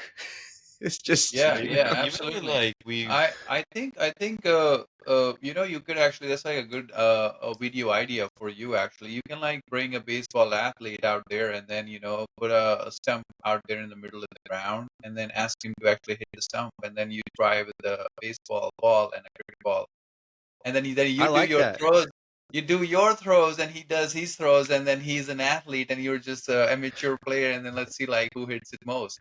Well, yeah, no, that's a lot of the content that I would like to do is try to get a college, high school or college, someone that can pitch, close to 90 miles an hour, and then have the content being around. Okay, can I face a pitcher with a baseball bat, and then can I face with a cricket bat? Can I face him with a baseball bat? Can I face him with a cricket bat? How does that all work? Do I have the hand-eye coordination to hit a 90-mile-an-hour baseball? And then similarly, get the batter, get the baseballer here. Have a cricket bat, and now I'm going to bowl you like a cricket. Can you hit it? That's Yeah. because that's its whole thing. yeah, that could be very fun, Yeah. honestly. Yeah. Yeah. And then same with the fielding, because I mean, most fielding, it was exclusively all fielding coaches are baseball orientated. They have a background in baseball because a lot of the throwing technique from baseball is obviously so impressive. I have one of the world's most what I call custard arms. I can't throw at all. That's why I kept. Mostly where I kept was because I couldn't throw. I I see. could put me on the boundary. I can barely get it all the way in. So that's why I kept. So, as we were talking about, like uh, the initiatives itself. So, another initiative is like, so as you are improving the culture itself, the situation at which the cricket is played, then that's where your talent emerges. Like I myself wants to play like in the Division A's of the leagues that is around, just because the competition is more competitive, and you get to play the best. And but then the people playing in the lower division, or I mean, these are all immature leagues, but then at the same time, like the quality like gets low and low as you go like lower divisions. But then why though?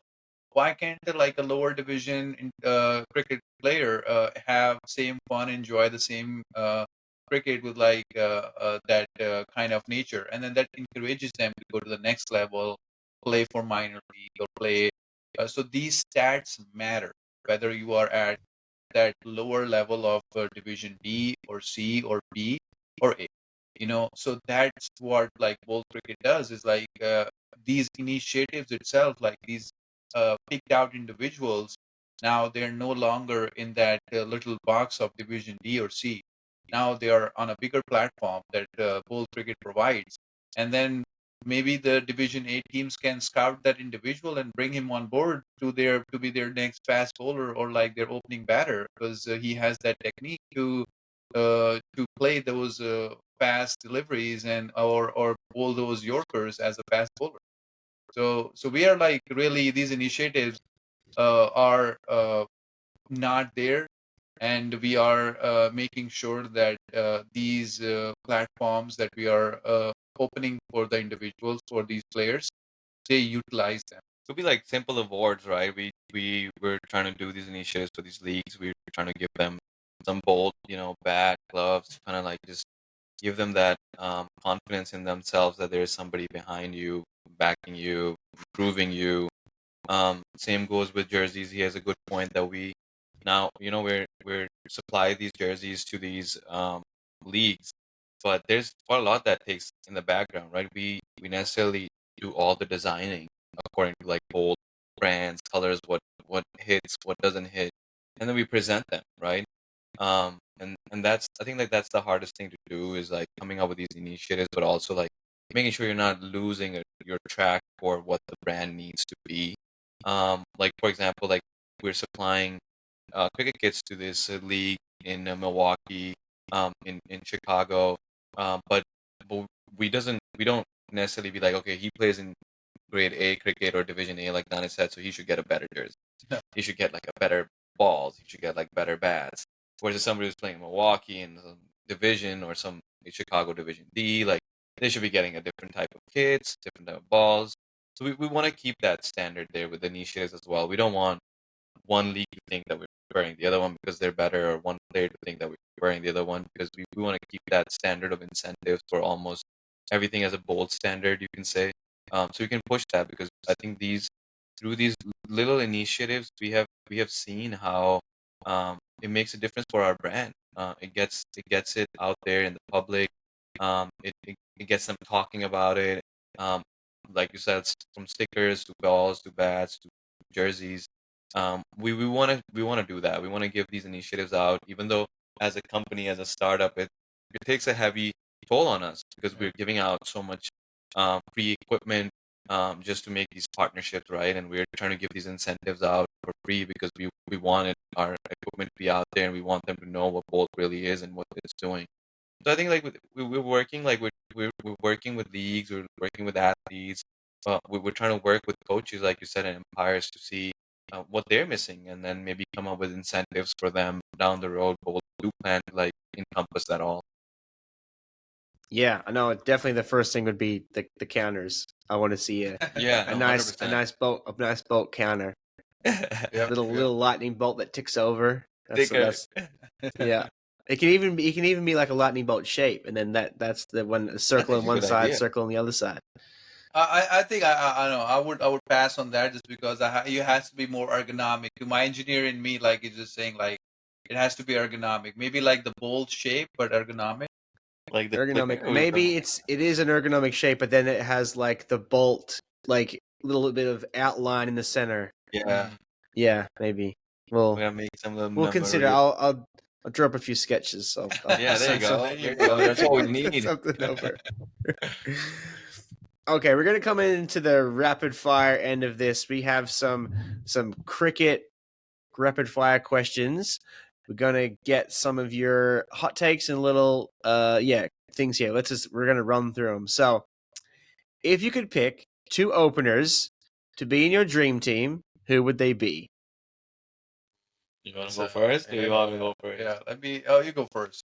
For me, I think, I mean, there's a quite big pool, but for me, it's Chris Gale. I think that guy. The reason I picked that guy is because number one, he was powerful. He was tall. He was a nightmare for ballers. So I remember like when there used to be. So I would go with his dominating personality.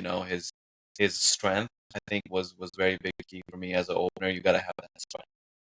Yep, I like that. I mean, I'll definitely go with Rohit Sharma. I mean, he is definitely the modern great. Like for me, like how he smacks those balls, like just full shot, like a start coming in, like all like 150, and he's like making it seem like it's a lollipop.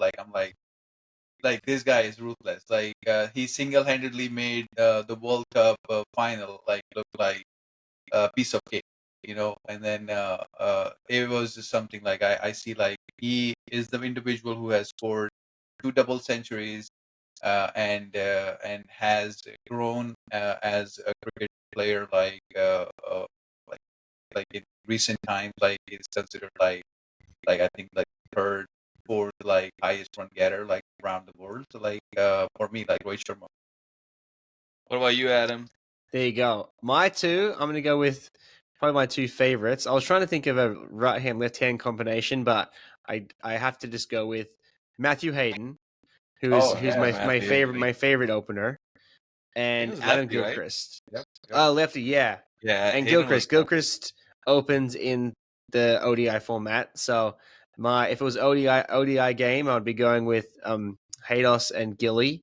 If it was a test match, then I'd probably have to go with Hayden and Langer, my favorite All right, opening partnerships. all right. But yeah, that was kind of like my era of cricket. So I I gotta go with that for my picking. Yep. And then the strong build of like Hayden, like I think he It used was to huge. do surfing and all, like that's what like made him like so good at like just scoring those like big No, hits.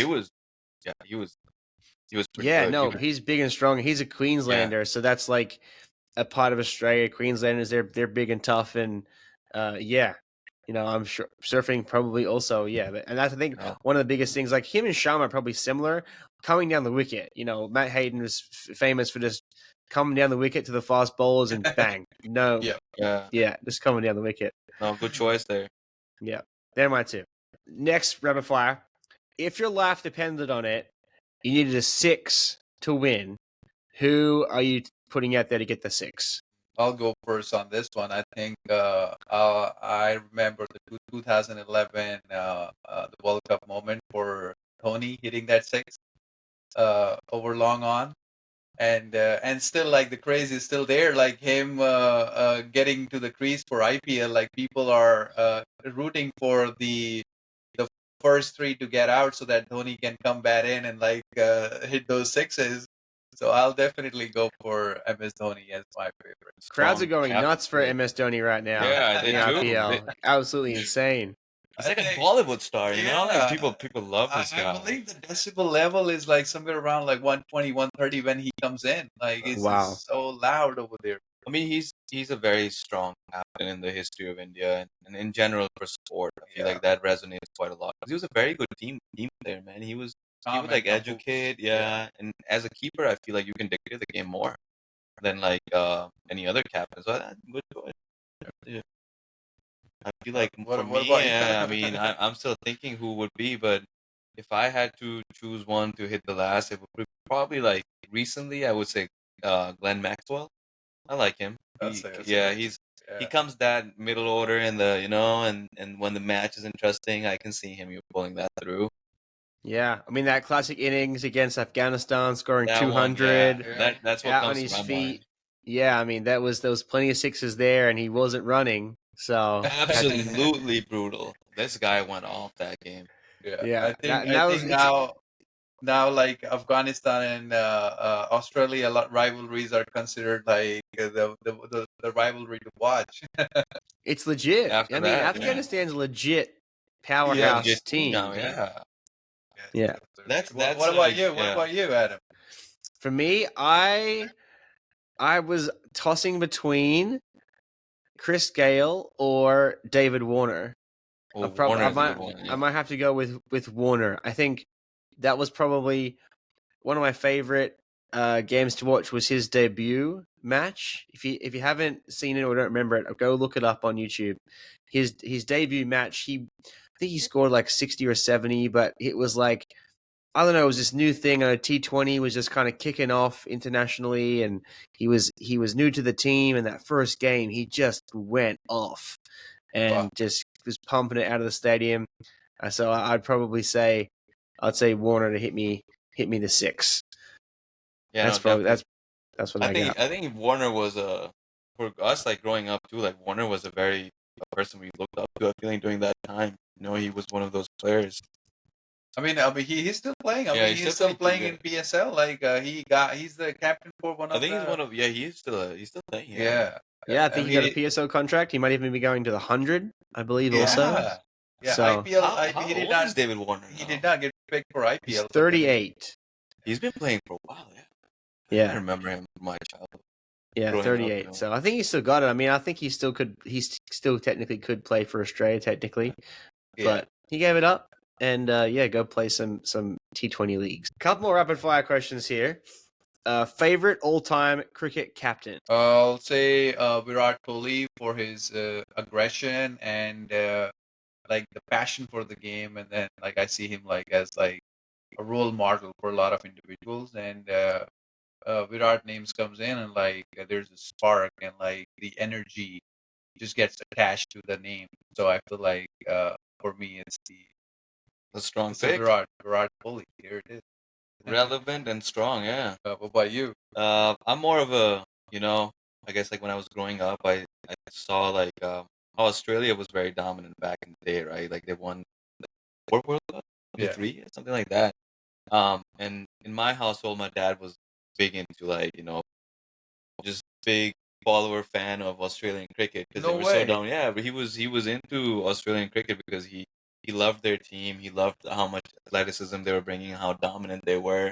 Like it was they knew like if you were playing Australia back in the day, there's no chance you're playing a final against Australia, you're winning that, right? Which has changed. Which has Uh, changed, yes. yeah, so for me, I think my captain will be Ricky Ponting because when I was growing up as a kid, I saw him as one of those team players and taking that team to the next level. Very calm, composed, had a lot of patience. Um, pulling players aside, giving them advice. I think all that team. Uh, I think I would go with Ricky Ponting. I think they're like kind of like the Ponting in his era, and then Virat Kohli in the current era. Like the energy, I could say like they are very much like similar. Like you could like I They'd remember start that the India same too. versus Australia series, and like he's like telling one of the Indian batters like you're out. Like, Yeah. why? No, Ponting was definitely one of the more aggressive captains. Even now, he speaks about when he goes for the IPL, he won't communicate with the other team at all before the game. No handshaking, no talking to Wow. them. Even like when he's versing Langer, Langer's coaching one of the other teams, and he's like, he saves it till the end of the game because he's like, Yeah. I'm only focusing on my players pre-game, and we'll talk and shake hands and cuddle and catch up after the Later, game. yeah. Yeah. And famous chirper. He was always chirping to the batters, chirping to the other Yeah. captains. Very animated to the umpires. That's a classic Ricky Ponting. That's a great. That Ricky Ponting would be my number 2. My answer to this, my captain is the predecessor to Ricky Ponting, which was Steve Waugh. Steve Waugh, Yeah. yeah. So Steve Waugh would be my captain. That was my era. I started watching cricket in his era. Alan Border had handed over the reins to Steve Waugh, and I got to watch the perfect day. I remember being at home watching the perfect day, watching him score 100, and that's like memories for me as a kid. Like him, is he going to stay in the side? Is he going to leave the side? But just being a cornerstone of that team through the 90s and early 2000s, Steve Waugh would be my captain. I mean, Yeah, like all three, like he's the legendary individuals. Especially like when you're right, like when another captain passes on the torch and they've had such a good past with the team, right? How do you fulfill those shoes? I feel like that's a very good, but it's a very hard thing to do. Same with like Indian team. I mean, they have great captains with Rohit Sharma, Virat Kohli, and now they're trying to figure out. There's a lot of teams that have a hard time filling those positions in of a leader, right? Like who comes in and kind of takes the torch and goes up from there. I guess there's quite a lot of expectations that come with especially big teams like India, Australia, who have a big fan following. I think it really matters. Yeah, I think that's one of the big differences between cricket and baseball. And one of the things that Americans don't quite understand is that in American sports, the manager or the coach is really the decision maker during the process of a game. Whereas in cricket, it's the on field captain making all the decisions. So it really matters the high cricket IQ, the decisions, what they're doing on the field. That really makes and breaks an entire side, an entire game, because they don't have any input off the bench or any input from the dugout to No call mics. in. Yeah, call in the pinch hitter or call in the other bowler. It's on the field in the moment. Quick turnaround in between overs. You're going to make the snap decisions. And a good captain makes or breaks a side. Who would you trust to bowl you the final over, death over, in a World Cup final? This has to be Bumrah. Bumrah is the nightmare for the toe breakers and the toe crushers and then the wood breaker.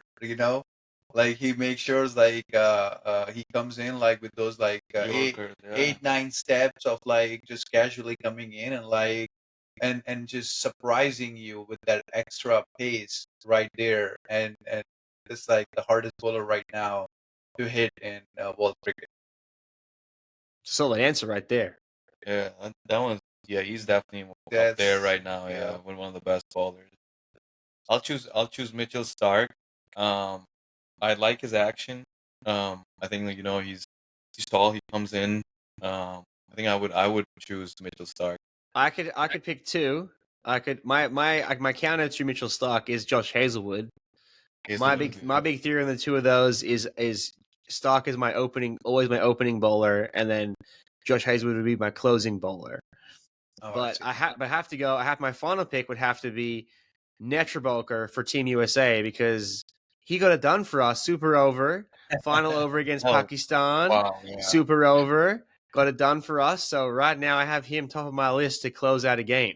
Yeah, no, Nice, nice. That's a I like nice that. pick. Yeah, that's we a need nice see pick. that we gotta slowly like bring in more U.S. cricketers in these conversations, and I feel like more and more will start coming in. And Yeah. once they Absolutely. are there, yeah. I should have gone back to that sixth question and said Andreas Gauss with the hitting the sixes, because he hit a big six.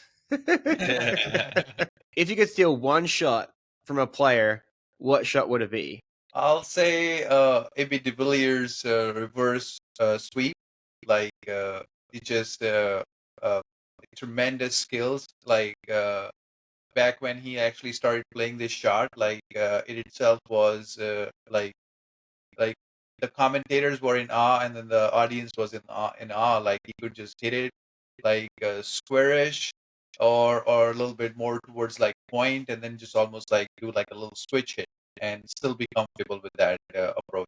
I think for me, I'm gonna choose the same because I was also in a state of awe when I saw AB de Villiers do that and have that like do that to a bowler is like you're like, man, how are you playing this shot? This is like one of the most like unbelievable shots that I have seen since I've been watching cricket. So I think I would give the same answer. I think AB de Villiers did come up with that reverse um, sweep shot. That was very, very interesting to see how cricket can evolve. You can play these shots that nobody's ever thought about. And now, if you don't have those shots, You're you're not like scoring. stuck. You're Yeah. not scoring. Now it's a norm. It is. For me, I'm going to take Ricky Ponning's pull shot. I'm going to take the rocking off the back and front foot, the pull shot. That's where I need a little help right now with that pull shot, a leg side. The cut shot I got dialed in. Pull shot is hard. Do you usually like jump on your front foot like to play that pull, or you kind of like shifts on your back like plays on your back? So I discussed this with the team here in the USA. So like when I played cricket in Australia, the red ball cricket, and I was always opening batter. So it was very rare I got many short balls, and it was rare I got short balls on my body, like towards my chest. So I wasn't really pulling a lot. So it was mostly like outside off stump, fourth stump line, fifth stump line, trying to get me, swinging, playing outside my body. So I have an insane cut shot. If it was short, it was going to be short and wide. So I cut very well. I play for the offside very well. So I didn't actually stay in long enough to like get some bad balls to like pull around the corner. The most consistent way I got out in my career was hooking and got catching off the glove. So if it was a little bit Oh, I down leg see. side over my ear, I would get caught off the glove behind. That was like the most common way I got out. Was that very first short ball, you're not quite ready for it, and then it's a little bit down leg side, and then you're just not, and you You're just, like you're feeling a little stiff, and then you try to rotate, and then you're just like, oh, I didn't yeah, actually this time. yeah, you're just waiting for those, try to hit those good balls outside off stump, try to hit through the Yeah. covers, try to hit through mid off, and then all of a sudden you get a short one, the over before drinks, and try to hook it over the top, and no, off the glove to the keeper, and back to the pavilion. Pull shot is hard. I think that's one of the hardest shots. I think I struggle with too because when balls come at that height, you have a very high chance of nicking it in the back, your glove, or your bat. I think one of the hardest shots out there. I think the other person that reminded me of Ricky Ponting pulls was Sachin Tendulkar. Yeah. He used to go up to like Shoaib Akhtar, who was throwing fast balls at like 100 and like 50, 60, and then he would be like pull shotting him on that, and that's very, very, I think, like Skillful. yeah, it's very skillful to see Yeah. like players who can hit these pull shots. What is the best cricket sledge you've ever heard? I mean, for me, I'll be like, mate, you bowl slower than my grandma knits.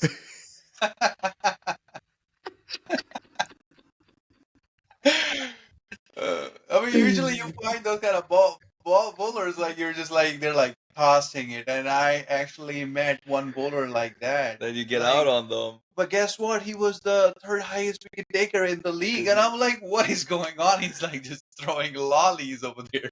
Wow. I have never heard that one. And I might have to use that. That's classic. That's a good one. I'll go with if only your batting was as good as your excuses. There you go. Keep it real, you know? Keep it real. Yeah, Keep it different real. angle. There Yeah, you go. you find like individuals like they get out and then they're like, yeah, it was it was not LBW. Like I was like literally outside the leg stump, and then but then you ask like 10 other people, they're like, he was plumb. Like he was just right Plumb. there. Yeah. No, my favorite was a classic more blocks than a Lego set. Say that one more time. More blocks? He's got more blocks than a Lego set. Oh wow, Wow. that's a good one. More blocks than a Lego set, yeah. More I don't know, blocks yeah, than a that Lego just set. all day, defending on the front foot, just defending. Yeah, more blocks than a Lego set, mate. I've seen more blocks than a Yeah, Lego yeah. I set. like that one That's a actually. good one. I'm gonna start using that one. There you go. That's a good one. I actually put up a post asking people, and I got some wild ones. People just out of nowhere be like, turn on your Wi-Fi, mate. I think you're not connected. Like stuff like that. That people. There was some really good ones. I'll have to. I should, clip them and repost them. Final question here: if you could bring back one retired cricketer to play today, who would it be? Yuvraj Singh for me. The classic left-hander with the 6 6s like in 2007. Like just watched it live. Like this was amazing to see like someone just like hitting, having that monstrous hitting like hitting all over the park. Even the miss hits that day went for sixes actually. Well, he was. I think he's a very good story for cricket, right? Like somebody who had to go through some health issues, Yeah. overcame that, came back, played again. Phenomenal player, phenomenal hitter. I mean, 6 6s. Who can hit 6 6s and over? You only like dream of doing that. So I think like yeah, I mean, UV was he had that Punjabi aura, like where he Yeah. came from. He had that. He was screaming. He would be. You knew that this guy is coming here to hit the ball. What For about me, yourself? Who are you gonna pick? For me, I'll choose finally a Pakistani cricketer because I feel like I haven't been choosing any. I'm gonna go with Wasim Akram. I think the reason being is I used to watch quite a lot of his highlights because I was young, right? I don't think I've seen a baller back in the day as good as this guy. Yep. He was swinging the ball. He was very smart. His IQ for bowling was very high. I think he's one of the bowlers I really really miss seeing in young age. I like that. For me, How if I about was you, Adam? if I was gonna bring back a bowler, I think you keep with the Pakistan thing. I might bring back Shah Bakhtar. Oh yeah. I bring him back. I feel like we need. I feel like right now we're missing elite heat. Right now we're missing the heat. I feel like Shah Bakhtar, Brett Lee, Sean Tate. Yep. You know, I Yeah, feel Yep. like these that people. Yep. elite pace is not quite there right now. I don't think there's anyone that can. I think Wood is probably the closest one that's got the Yeah, most speed right I now. think Yeah, so. there's no real bowler. You're right. That I mean, Archer, Joe Archer is pretty good, but then that intensity that you come in to bowl, like like that long run up, and then just like bowling in those Yeah. Just Shah deliveries. Bakhtar running in with his arms down and the little wiggle as he comes in and And the then his hair loose, just the flows super back. loose. He's like it's just Shit. open chest, super loose shirt running in. That's just something else. It's just Yes, absolutely something absolutely. else. And if I was to pick a batter to bring back, not only would I bring back a retired batter, but I'd have to bring back Don Bradman from the dead to come play. I got to Oh bring back wow. Don Bradman. I would want to bring Don Bradman back to come and see him play in this century and see how he would play against people in 2025 because I think it's one of those things we all kind of missed watching the greatest player ever play cricket, and he never got to play that many games. It still has the best average and we could argue is the best batter to ever play, but I would love to see him now and see what he would think of 2020 cricket and see how he would go. Yep. I haven't heard his name in a while, so thank you for bringing that up because I always forget. Yeah, I mean, he's never mentioned quite enough because you're right. I think it's probably because of his playing career was very, very short as compared to other Well, players. short but lucrative. Lucrative, yeah. Yeah, his No, I haven't heard, average yeah. is like unbeatable. Like right now, even like current stats. Yeah, it's interesting. I mean, being an Australian, he's obviously very well talked about and something that we grow up learning as like one of the most iconic Australian sports people ever. And yeah, it's interesting to hear from, around the world that it's probably not talked about and thinking about it. There'd probably be no real reason for anyone outside of Australia to really bring up Bradman. Most people just default to Sachin and Ponting Sachin, Yeah. in the recent era of most runs scored. But yeah, over 6,000 test runs and average, 99 average. That's Wow. That's pretty So pretty impressive. impressive. Wow. You know what I mean? It's Yep. yeah. So And then that too, like with not having like proper gear and all, and still having like those fiery deliveries and not playing with like those helmets and all. I'm like, yeah, no proper that's gear. even. Imagine if he had Bolt gear. Imagine if we got Bradman and Bolt. That would be the most ultimate collab right there. Bradman Yeah. and Bolt right Honestly, there. yeah. We can make it happen Some maybe through old school. AI or something. Yeah. Through AI. Absolutely. Yes, that can happen. We could do that. Yep. There's some classic imagery of him, some classic film. We can get the AI Bolt bat in there and then Yep. AI ball Isn't disappearing. like there's like this Ghibli trend happening, like where people are animating like all characters and movies and all into this like Ghibli cartoonish format. So maybe we can do something like that. That can work. I think that's a Animated. classic idea Yeah. right there. Bold animation. Some Yeah. cartoon. Yeah. I would love to see that. I love to see Bradman with a bolt bat. So it has been an amazing podcast. Thank you for being up on the show. Thank you for this partnership and working together and growing cricket here in the USA. I'm excited to get the bolt out on the pitch, get a couple of hits with this thing and give this thing a real spin. So yeah, any final words for the pod? I mean, we're definitely very excited, and thank you for having us here on your channel and showing what Bulls Cricket is doing for the growing community here in America, and being the founders of Bulls Cricket. Like we want to make sure like we have the right people working for the same vision and goal, and we are excited to be partners with you. Absolutely. No, I'm Adam, super. Oh, you go sorry, ahead. go for it. I'm just gonna say, like this has absolutely been a pleasure to talk to you and get to share your knowledge, pick your brain, right? And you're one of those people out here in US that are educating people on an emerging sport, and that takes a lot of courage. Just as you can say us like developing this brand that maybe a lot of people might have thought about doing, and maybe after us, we will hopefully give them confidence to think about something and make it happen, even though there might not be enough education here, there might not be enough exposure about the sport. So we respect that you're bringing that vision here into this community, and we align as a company with that vision of yours to educate people about it, cricket here, make it better, and think about a community, right? Like it's fun when you have good what is it? What's the word I'm thinking about? Good. Uh, my mom always says good intentions. There you go, right? Like have good intentions, and then things fall your way, and that's something that me and Danish hold very dearly when we started this company, and we want to keep it that way. We want to have that good vision. We want to have a healthy mission. We want to, making sure that we're not here to portray ourselves than someone who we are not. We want to be genuine in that building aspect of this game and this community and make it better. So we appreciate you as our partner, as a brother.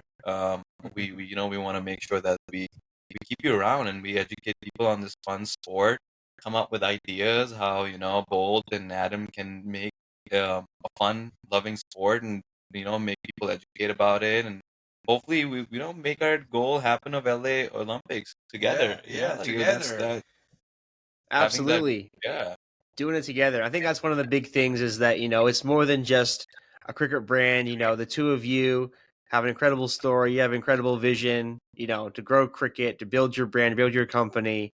I'm so glad to be here helping and partnering with you.